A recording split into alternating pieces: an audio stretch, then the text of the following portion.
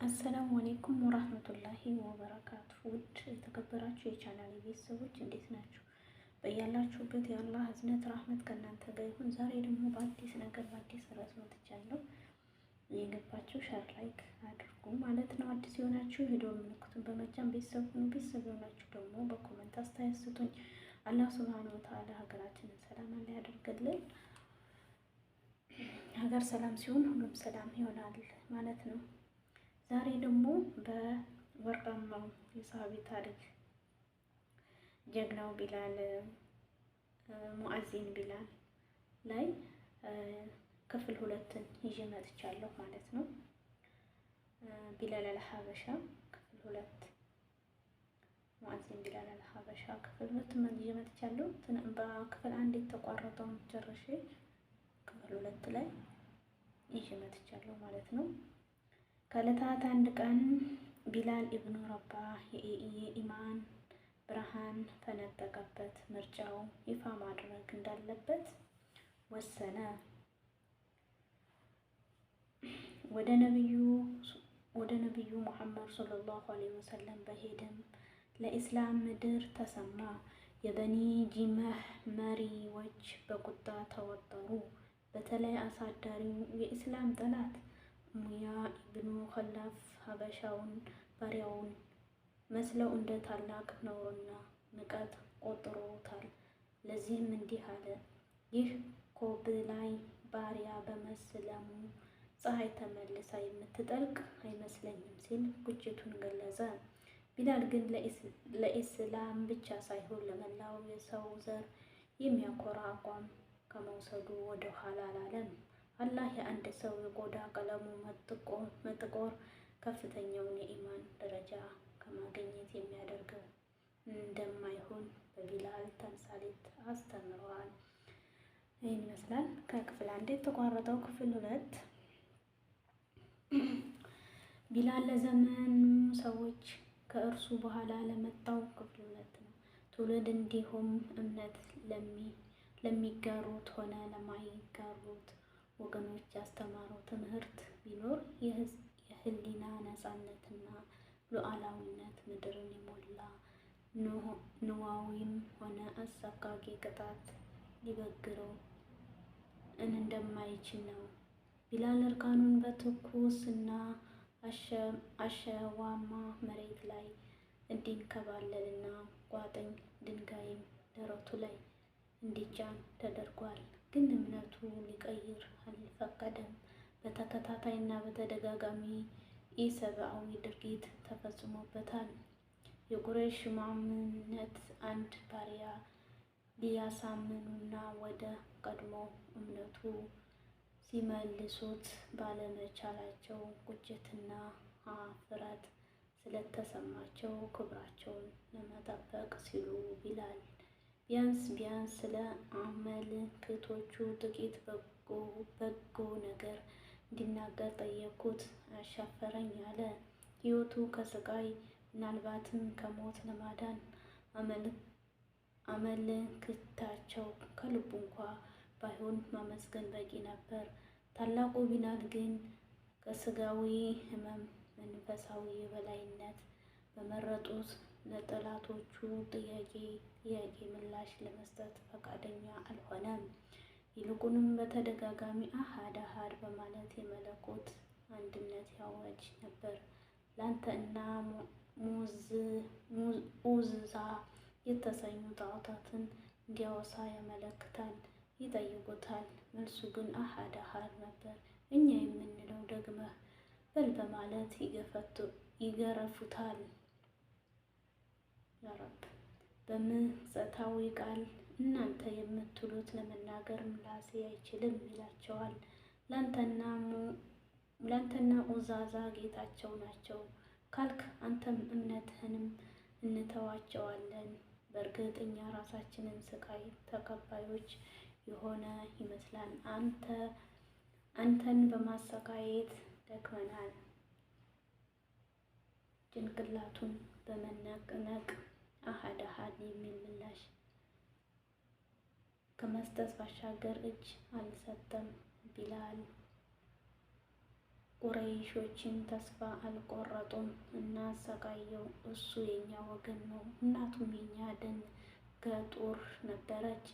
በመስለሙ እኛ የቁረይሽ መዛበቻ አያደርገንም። ቢላል ግን ለተንኮላቸው አልተንበረከከም። አሃድ አሃድ በማለት የአላህ አሃዳዊነት ገለጸላቸው። ቁረይሾች ቢላል ነፍሱን እስኪስት ድረስ ደበደቡት። አቡበከር ረዲየላሁ አንሁ ቢላል ከሚሰቃይበት ቦታ ደረሱ። ደብዳቤዎቹንም ወቀሱዋቸው። አንድ ሰው አምላክ አላህ ነው በማለቱ ብቻ ልትገድሉት ትችላላችሁን? ከዚያም ኡመያህ ኢብኑ ኸለፍ ቢላልን ከገዛህበት ዋጋ ጨምሬ እከፍልሃለሁ፣ ልቀቀው አሉት። ኡመያህ በቢላል ተስፋ የቆረጠ በመሆኑ ከሚገለው ገንዘብ ቢያገኝበት የተሻለ መሆኑ ተሰማ። በአቡበከር ረዲየላሁ አንሁ ጥያቄ ከልብ ተደስቷል። አቡበከር ረዲየላሁ አንሁ ቢላልን ከገዙት በኋላ ነፃነቱን አወጀለት። አቡበከር ሰዲቅ ረዲየላሁ አንሁ ቢላል ተረከበው። ሊሄዱ ሲሉ ኡመያን እንዲህ በማለት ተሳለቀ።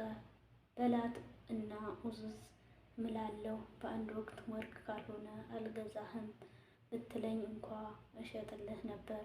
አቡበከርም ረዲየላሁ አንሁ በአላህ ስም ምላለሁ፣ በ100 ወቄት ወርቅ ካልሆነ አልሸጥህም ብትለኝ ኑሮ የሰጠኸውን ከፍልህ ነበር አላቸው።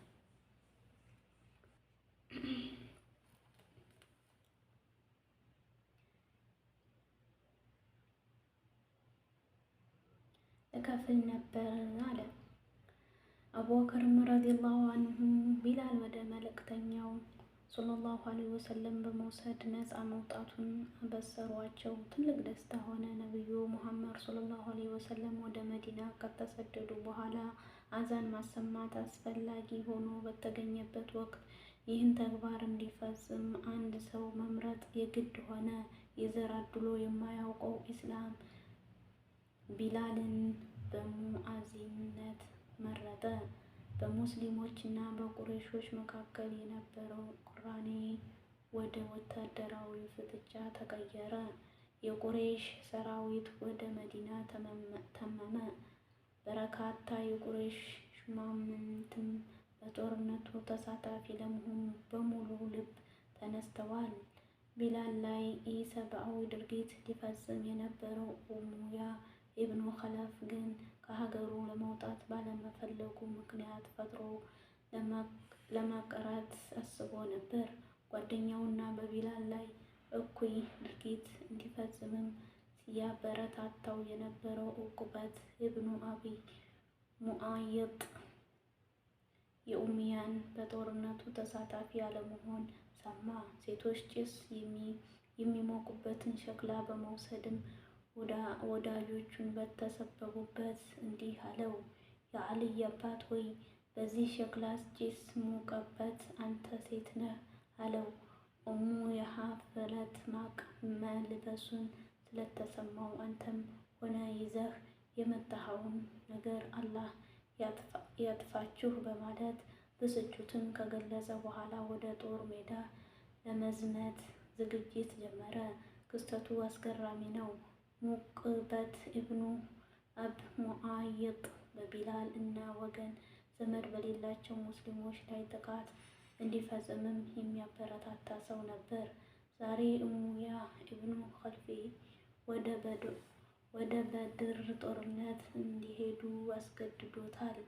ምናልባትም የሁለቱም የህይወት ፍጻሜ ቀርቦ ይሆናል። ውጊያው ተጀመረ።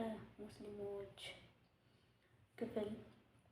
ውጊያው ተጀምሮ ክፍል 2 ክፍል 3 ደግሞ ቀጣይ ይቀጥላል ማለት ነው። ሁላችሁም እስቲ ሸር ላይክ አድርጉ ማለት ነው። እንግዲህ ቢላል ለሐበሻ ሙዓዚም ክፍል 2 ታሪኩ ይህን ይመስል ነበር። ቀጣይ ታሪክ ደግሞ ይዘን እመጣለሁ ማለት ነው። በዚሁ ደግሞ አንድ ነገር አብረን እንበል። የሚገርመው በዚች ምድር ላይ ለራሱ ብሎ የሚኖር አንድም ነገር የለም።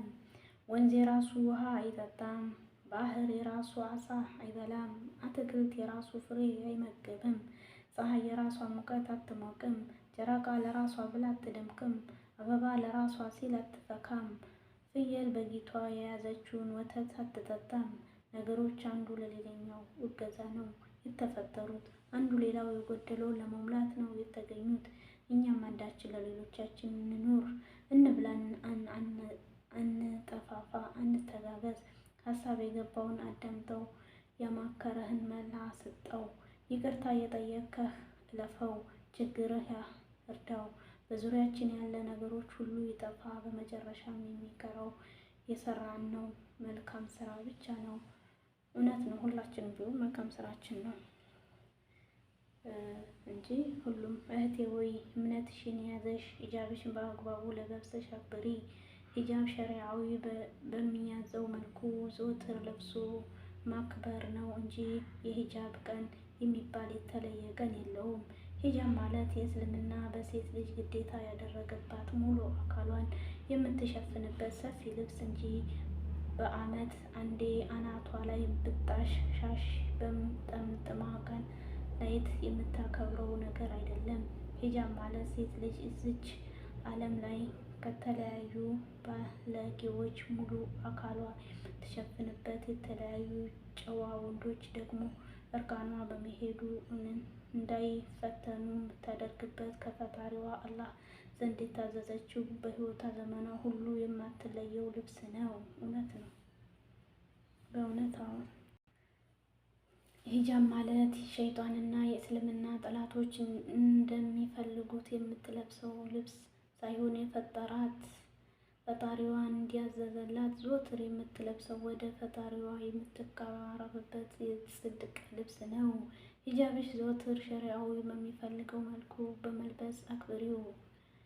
የባለጌዎች እና የጅሎች መዝናኛ የአይን ማረፊያ አትሁኚ። ሂጃብ ማለት ፈጣሪሽ እንዲትለብሺው ከእናቶችሽ ከነ አይሻ ከነ ኸዲጃ እንዲሁም ከታላቁ ነቢይ ልጅ ከነ ፋቲማ ረዲየላሁ አንሁ እኩል እንዲህ በማለት ያዘዘሽ የፈጣሪ ትእዛዝ ነው።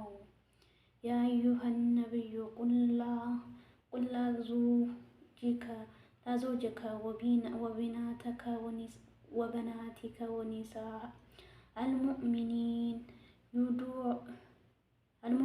ዩድኒን ዐለይሂን ሚን ጀላቢቢሂን ዛሊከ አድኒ አን ዩዕረፉ ፈላ ዩእዘን። አንተ ነቢይ ሆይ ለሚስቶችህ ለሴቶችህ ለልጆችህም ለምናንም ሚስቶችህን በመከናነቢያቸው በላያቸው ላይ እንዲለቁ ንገራቸው። ይህ በጨዋነታቸው እንዲታወቁና በባለጌዎች እንዳይደፈሩ ለመሆን በጣም ቀረበ። ሱረቱል አሕዛብ ይገልጽልናል። የአላህ ንግግር ልብ በይ እህቴ። ይህ በጨዋነታቸው እንዲታወቁና በባለጌዎች እንዳይደፈሩ ለመሆን በጣም የቀረበ ነው አለ። አንቺ ጨዋ ሴት ከሆንሽ በባለጌዎች እንዳትደፈሪ እንዳትለከፊ ከፈለግሽ በስርዓት አላህ ባዘዘሽ መልኩ መልበስ ነው። በተቃራኒው ደግሞ ሸሪዓው ከሚፈልገው የሂጃብ አይነት ውጭ ከሆንሽ ራስሽን ለባለጌዎችና ለብልግና እያመቻቸሽ ነው ማለት ነው። የእስላም ጠላቶች ይህን ጠንቅቀው ያውቁታል። ለዚያም ነው ሙስሊም ሴቶች ለባለጌ ወንዶች አጋልጠው ለመስጠት በየተቋሙ አቅማቸው በቻለ ሁሉ በትምህርት ተቋማት እና በመንግስት ተቋማት የሙስሊም ሴቶችና ስርዓት ያለው እምነታቸው የሚያዟቸው አይነት ሂጃብ እንዳይለብሱ የሚሰሩት። ሙስሊም እህቴ ሂጃቧን ካስወለቋት ለዲኗ ግዴለሽ እንድትሆን ያደርጋታል። ምን ይሄ ብቻ! በመስተፋቅርና በተለያዩ መንገድ እምነቷን የሚያስቀሯት ተኩላ ከሃዲ ወንዶች ይልኩባታል። ሂጃብሽን አላህ ባዘዘሽ መልኩ ከለበሽው ነገ በአኼራ ሰውነትሽ እሳት እንዳይነካው ይከለክልሻል። ሂጃብሽ እምነትሽ ነው። ሂጃብሽ ሰብዕናሽ ነው። ሂጃብሽ ማንነትሽ ነው። ሂጃብሽ አውልቀሽ ትምህርት ቤት የለም። ማንነትሽ ክብርሽ ሽጠሽ ዱንያም ጥቅም ጥንቅር ብሎ ይቅር እንጂ በሂጃብሽ ተደራድረሽ ማለት በእምነትሽ መደራደር እንደሆነ ጠንቅቀሽ ወቂ። ጥላቻቸው ከእምነትሽ እንጂ ከጨርቁ አይደለም። የሂጃብ ቀን ምናምን እያሉ ሚያጃጅሉሽ ትተሽ ፈጣሪ ከሰባት ሰማይ በላይ ያዘዘሽን ትዕዛዝ አክብረሽ ዘወትር አላህ በሚፈልገው መልኩ ሂጃብሽን ልበሽ። እውነት ነው። ሂጃባችን መለያችን ሁሉ ነገራችን ነው ማለት ነው። እና ውዶችዬ አመሰግናለሁ። አላህ ይጠብቀን። ያው ርዕሱ የቢላል ሀበሻ ሙአዚን በሚለው ትንሽ ጨምሬበታለሁ፣ ደስ በሚል በኛ ማለት ነው። ያው ስለ ሂጃብ ነው እና ሁላችሁም ቪዲዮውን ላይክ ሸር አድርጉ። ደስ ያላላችሁ ደግሞ ዲስላይክ በማድረግ ጀምሮ። ሁላችሁንም ከልብ አመሰግናለሁ። አላህ ሱብሃነሁ ወተዓላ ይጠብቃችሁ ይጠብቀን። በያለንበት የአላህ እዝነት ረህመት ከእናንተ ጋር ይሁን። ባይ ባይ ውዶች፣ እወዳችኋለሁ። ላላህ ብዬ አላህ ይውደዳችሁ። ባይ አመሰግናለሁ። አላህ ይጠብቀን። ሀገር ሰላም ይሁን። ሀገር ሰላም ሲሆን ሁሉም ሰላም ይሆናል። አባይቢ የሀገር ሰላም ነው። አላህ ደግሞ ከሰው ሀገር አውጥቶ በራሳችን ሀገር ምንኖር አላህ ያድርገን። ሁላችንም ብንሆን ሀገራችንን እንውደድ ማለት ነው። ለሀገራችን አላህ ያብቃን። የሰው ሀገር የሰው ነው መስሪያ እንጂ መኖሪያ አይደለም። ግን ይሄንንም ደግሞ ማመስገን አለብን። ስደት ላይ ስንቶቻችንን የራሳችንን የለወጥ ነው አልሐምዱሊላህ ብለን መጠበቅ ነው ያለብን። እና ውዶች ከልብ አመሰግናለሁ ሁላችሁንም። እንግዲህ ቪዲዮውን ላይክ ሼር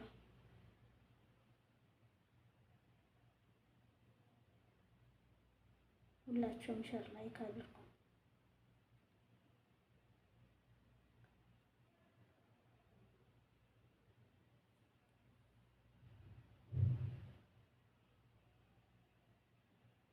አመሰግናለሁ። ባይ ባይ። እወዳችኋለሁ። ላላ ብዬ አላህ ይውደዳችሁ።